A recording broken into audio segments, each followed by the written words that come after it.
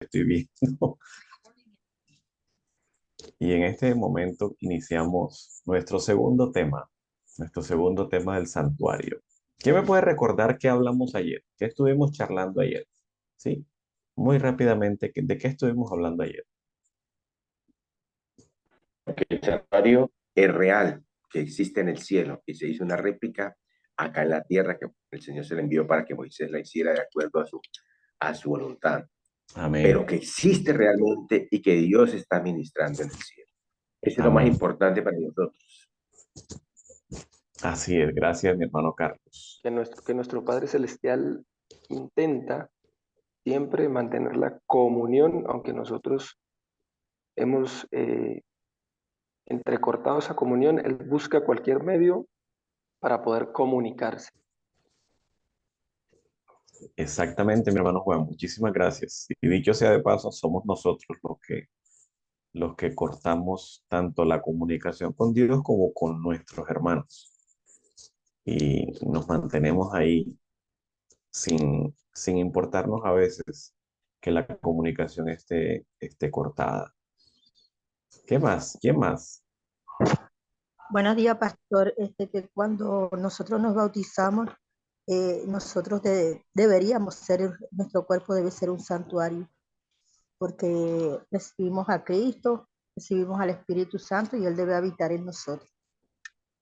Amén, amén. ¿Quién más? Buenos días, pastor. Buenos días a todos. También usted ayer nos indicó que la correcta comprensión del ministerio del santuario es el fundamento de nuestra fe y esperanza. Así es, gracias, mi hermana.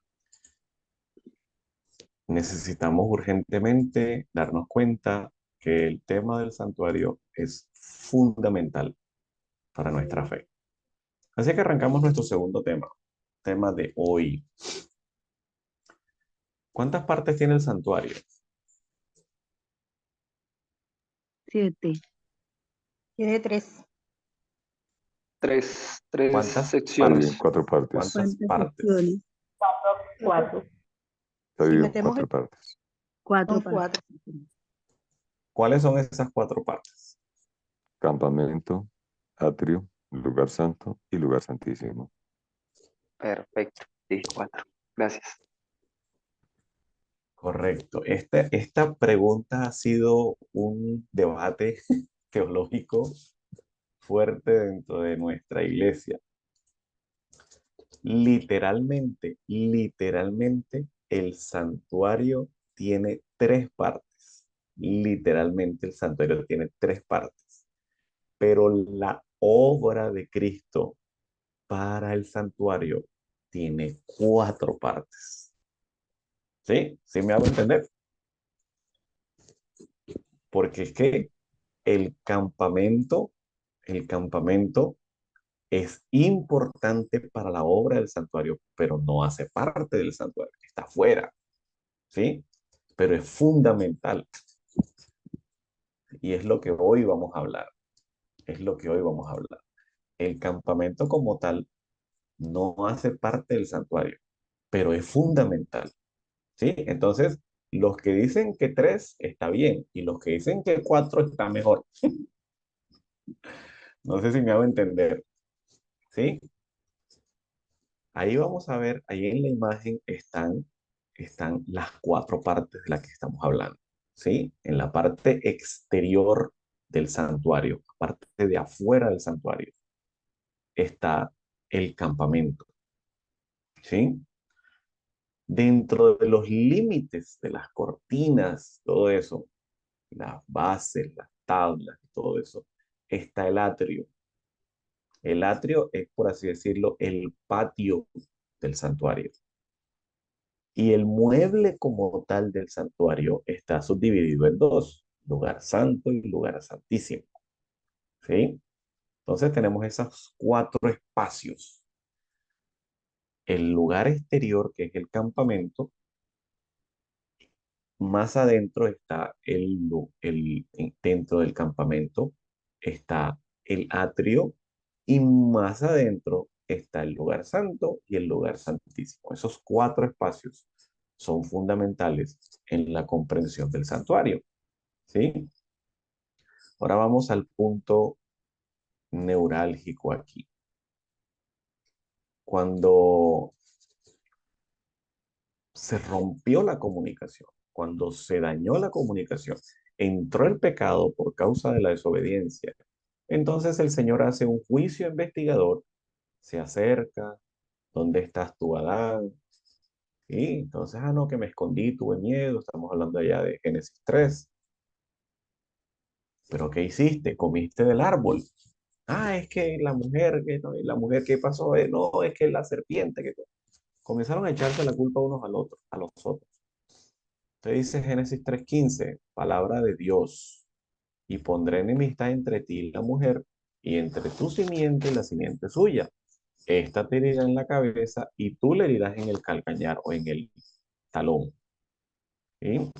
Aquí está lo que se conoce como el protoevangelio, el inicio, la primera promesa que aparece registrada en la Biblia con referente a la venida del Mesías, a la promesa de la provisión que haría Dios para solucionar el problema. La provisión que Dios haría para solucionar el problema, aunque es la primera vez que está registrada en la Biblia, no es la primera vez que se muestra en el ambiente celestial. ¿Sí? Porque es que nosotros conocemos que la Biblia enseña que este plan estaba hecho desde antes de la fundación del mundo.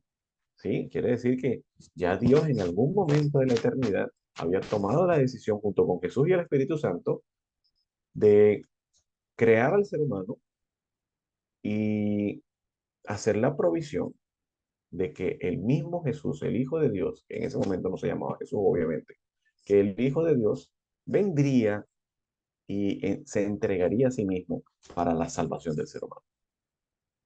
Génesis 3:15 entonces responde, muestra la respuesta de Dios a la situación del ser humano. Ocurriría que en el futuro vendría el Mesías. Ahora dice la sierva del Señor, en Patriarcas y Profetas, Historia de la Redención, que desde Adán ya esperaba que su hijo fuera el Mesías, que su hijo fuera el Redentor del mundo. Y fue esperado durante aproximadamente 4.000 años la llegada del Mesías. Esta es una hermosa promesa de que Dios Hijo, Jesucristo, vendría a esta tierra, nacería de una virgen y asumiría nuestra humanidad. Dentro de las, dentro de las nociones de la historia está el recuerdo, bueno, algunos dicen que es mentira, que no se realizó, el recuerdo de el primer paso del hombre en la luna, ¿sí? Fuera de la Tierra, el primer paso del hombre en la luna. Pero la noticia y la obra más importante que nosotros debemos recordar es que nuestro Dios caminó entre nosotros, puso sus pies sobre el planeta Tierra para venir a salvarnos, para venir a rescatarnos. Juan 1:1, alguien que por favor me pueda leer este versículo muy conocido. Juan 1:1. En el principio era el verbo, y el verbo era con Dios, y el verbo era Dios. Amén. Amén. Ahí Amén. está la base fundamental de la cristología. En el principio era el verbo y el verbo era con Dios y el verbo era Dios. ¿Sí? Ahora el versículo 14, otro hermano o hermana que nos haga el favor y leerlo. Y aquel verbo fue hecho carne y habitó entre nosotros y vimos su gloria, gloria como el unigénito Hijo del Padre de gracia y de verdad, lleno de gracia y de verdad. Lleno de gracia y de verdad. Ahí ese verbo es el verbo eh, fundamental en este texto. Aquel verbo fue hecho carne, aquel verbo se humanó, aquel verbo vino a esta tierra y se unió con nosotros, tomó la naturaleza del ser humano y fue uno con nosotros. Y dice, y habitó entre nosotros. El verbo habitar ahí es el verbo tabernacular. Hizo un tabernáculo en medio nuestro. Hizo un tabernáculo entre nosotros. Ahí entra una nueva palabra interesante.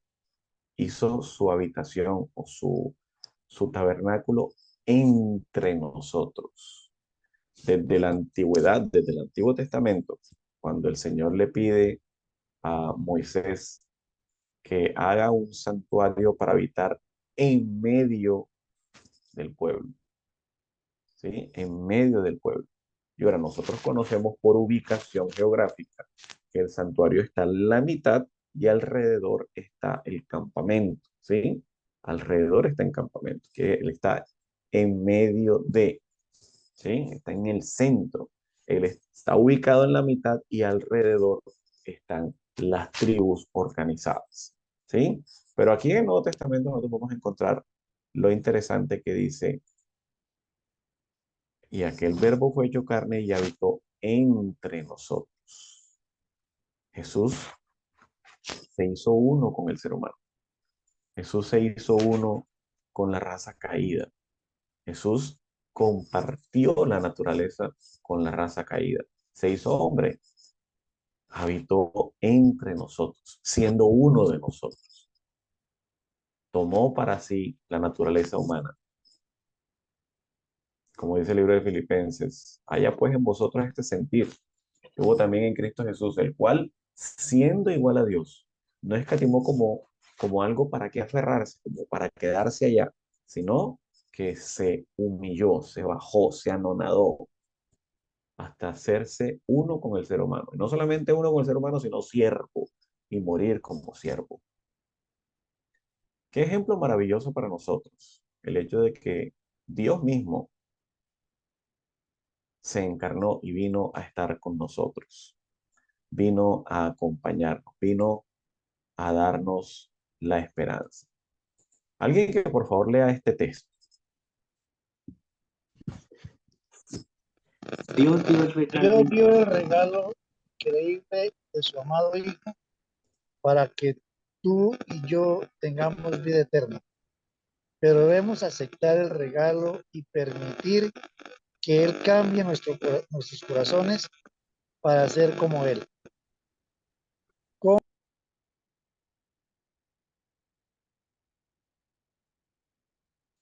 Se fue el audio del hermano. Como pueden ver, Jesús no solo murió por nosotros, sino que también vivió en la vida de amor sin pecado para que pudiésemos tener un ejemplo por el cual vivir. Aquí hay algo interesante, gracias hermano. Aquí hay algo interesante. Jesús no solo murió por nosotros, sino que también vivió una vida de amor sin pecado, para que pudiésemos tener ejemplo por el cual vivir. Miren, esta doctrina que hace parte de nuestra doctrina, vida, muerte y resurrección de Jesús. Muchas veces como adventistas ignoramos la vida de Jesús. Nos centramos solamente en su muerte. Y su muerte es una obra trascendental para nosotros. O sea, nosotros no tuviéramos vida eterna si Jesús no hubiese muerto, si Jesús no hubiese dado su vida por nosotros. Pero tenemos que analizar la vida de Cristo, porque su vida es un ejemplo para nosotros. Su vida es un ejemplo para nuestra vida. Él no solo murió por nosotros, sino que también vivió por nosotros. Una vida sin pecado, una vida perfecta, una vida santa, para que nosotros pudiéramos tener el mejor ejemplo de vida. Y esto es extremadamente fundamental que lo entendamos. No quiere decir esto que, listo, entonces como Jesús vivió una vida santa, entonces ya yo no tengo que hacer nada. No, ya él vivió su vida santa, ya me, me pasa los méritos y ya yo soy santo por lo que él hizo. Entonces, Jesús también murió por todos y todos se van a salvar. No, no. La Biblia es clara cuando habla en Juan 3:16. Jesús murió por todo el mundo, pero salva solamente a los que creen. ¿Sí? Jesús vivió una vida santa. Y nosotros tenemos que conocer esa vida santa para aceptarla, para aceptar y recibir ese regalo. ¿Qué espectáculo contempló así el cielo? Cristo, que no conocía en lo más mínimo la mancha o contaminación del pecado, tomó nuestra naturaleza en su condición deteriorada. Esta fue una humillación mayor que la que pueda comprender el hombre finito. Dios fue manifestado en carne. Se humilló a sí mismo. ¿Qué tema para el pensamiento? Para una profunda y ferviente contemplación. Elena de White también recomienda, bien interesante, en el camino a Cristo, que nosotros debiéramos contemplar la vida de Cristo por lo menos 1 hora diaria. Contemplar la vida de Cristo. Porque es que no solamente es la muerte, es su vida. Aunque era tan infinitamente grande la majestad del cielo, sin embargo se inclinó tan bajo, sin perder un átomo de su dignidad y gloria. Se inclinó a la pobreza y a la más profunda humillación entre los hombres. Por nuestra causa se hizo pobre para que por su pobreza pudiéramos ser hechos ricos. Mensajes Selectos, tomo 1, página 296. Yo no sé si alcanzamos a dimensionar lo que estamos leyendo. La obra magnífica de Jesús en nuestro favor. No solamente en su muerte, sino en su vida. Una vida santa y perfecta. La majestad del cielo se humilló para que tú y yo pudiéramos tener un ejemplo perfecto de una vida conectada con el Señor. Alguien que pueda leer, por favor, 2 de Pedro 2, 21 al 24.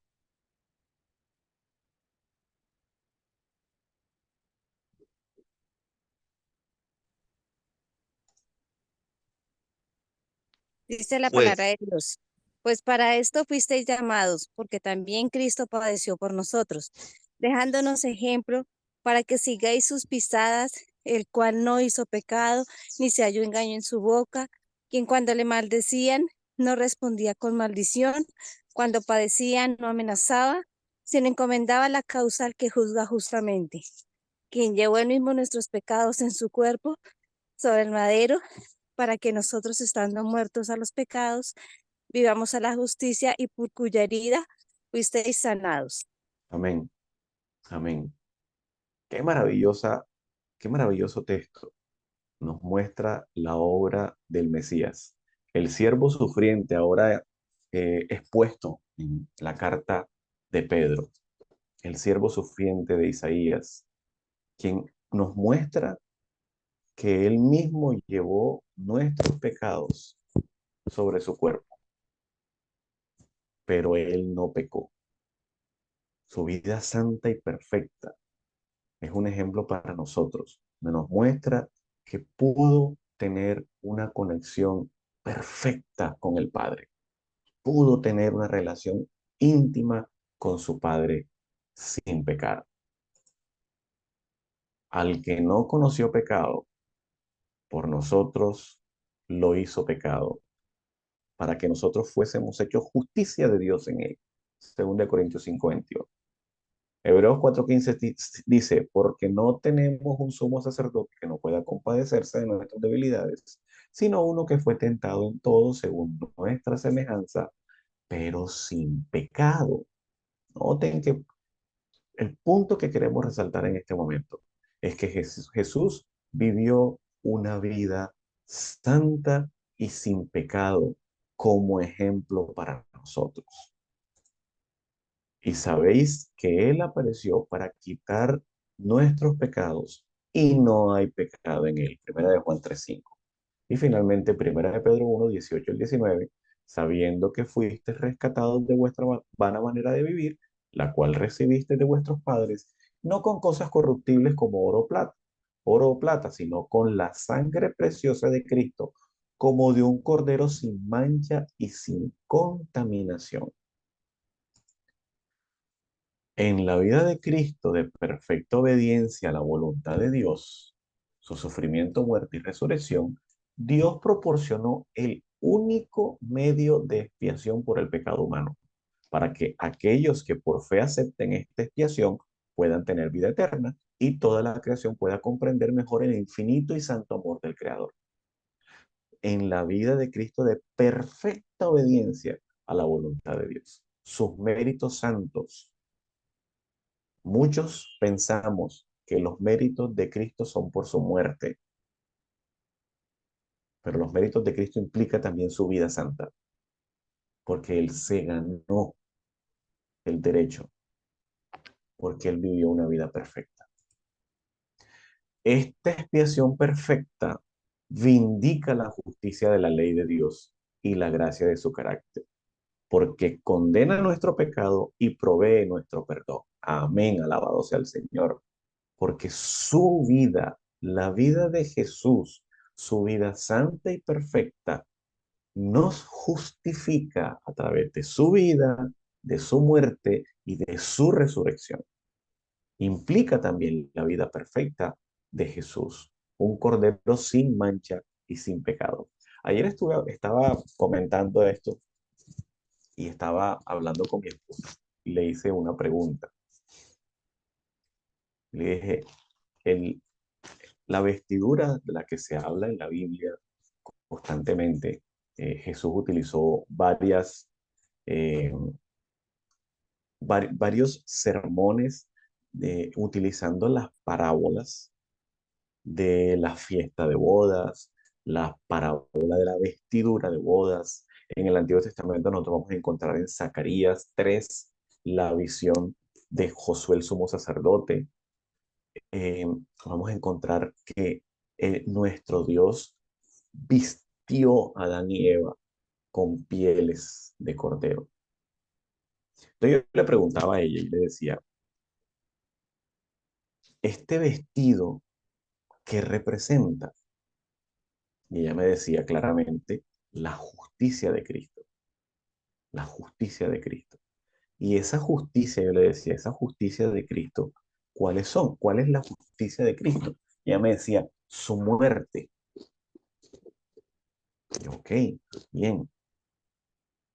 Estaba yo tratando de organizar un poquito más el concepto para hacerlo un poco más claro. Me preguntaba, ¿cuál es esa justicia? Me decía, su muerte. Ok. Y ella me aseguró con una frase y me dijo, los méritos ganados en su sacrificio. Y ok, su sacrificio, muy bien.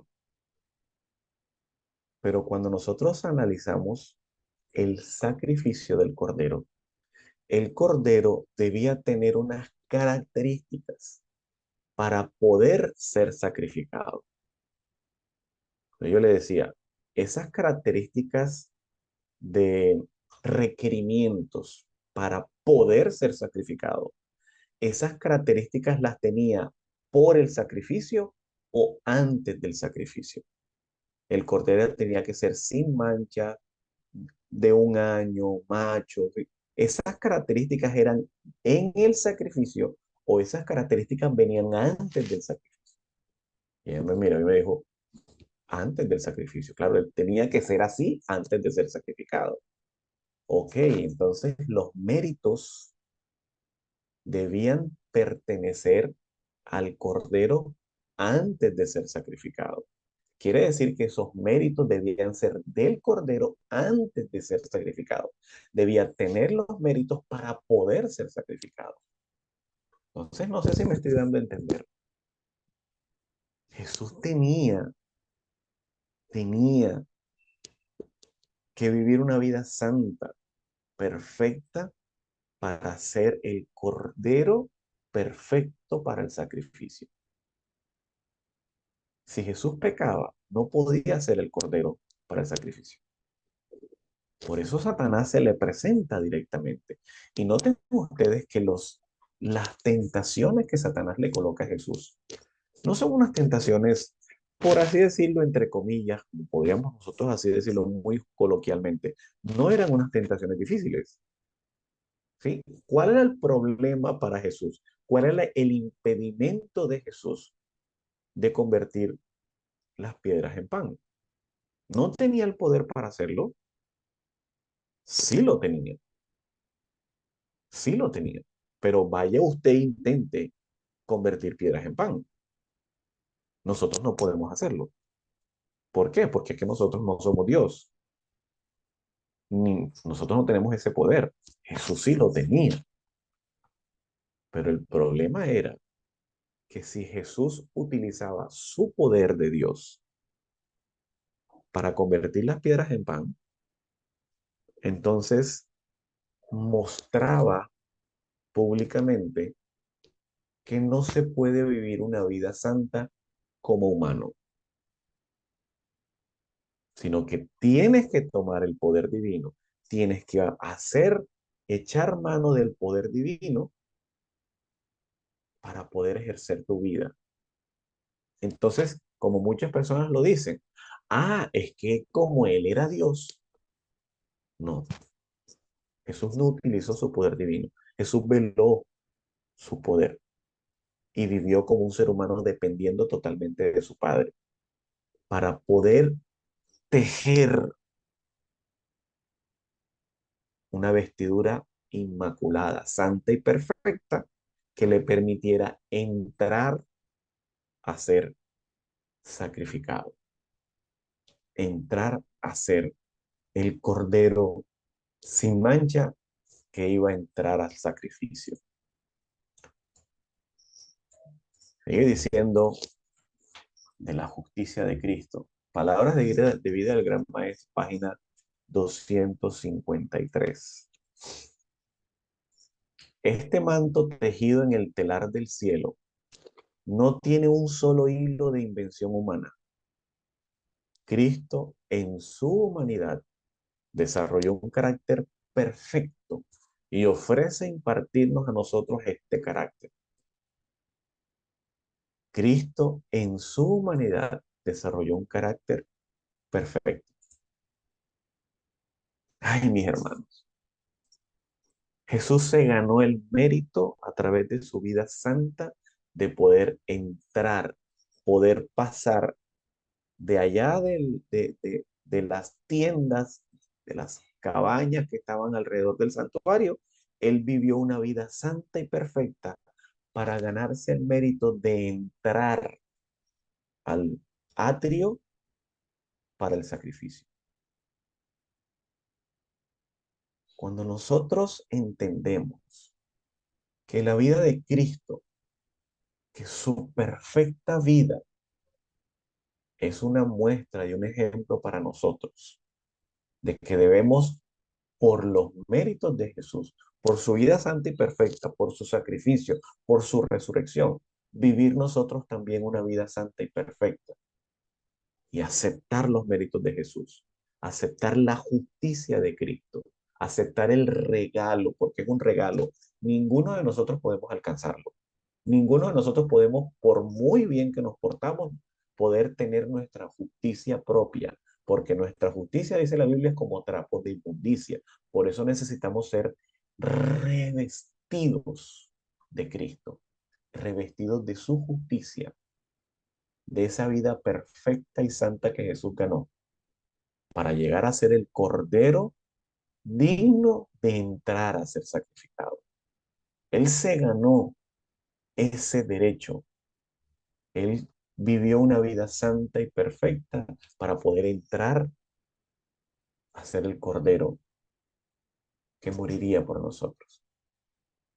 La justicia de Cristo, su vida santa y perfecta, es el primer paso que el Mesías hace para poder ser el cordero que entraba al santuario para ser sacrificado. Ese cordero sin mancha, perfecto, para poder llegar a ser sacrificado, debía primero llevar una vida santa y perfecta. Y la invitación que nos hace a nosotros hoy, mientras seguimos el camino del santuario, mientras seguimos a Cristo, como dice Apocalipsis, al Cordero por donde quiera que va, nosotros tenemos que entender dónde comenzó ese camino. Ese camino comenzó en el cielo. El Señor Jesús, el Hijo de Dios, tomó la decisión de bajar a la tierra y habitar en el campamento, viviendo una vida santa y perfecta para poder entrar al santuario. entrar como el cordero digno de ser sacrificado. Y ese cordero vivió esa vida perfecta para que tú pudieras ser salvo. Ese cordero vivió esa vida santa para que tú y yo pudiéramos conocer que Jesús dio su vida para salvarnos. Hoy en día, tú y yo, en comunión con el Señor cada día, podemos recibir los méritos de Cristo. Podemos ser transformados en nuestro carácter porque ya Él lo alcanzó, porque ya Él logró en su humanidad alcanzar un carácter perfecto y nos lo puede conceder a través del Espíritu Santo.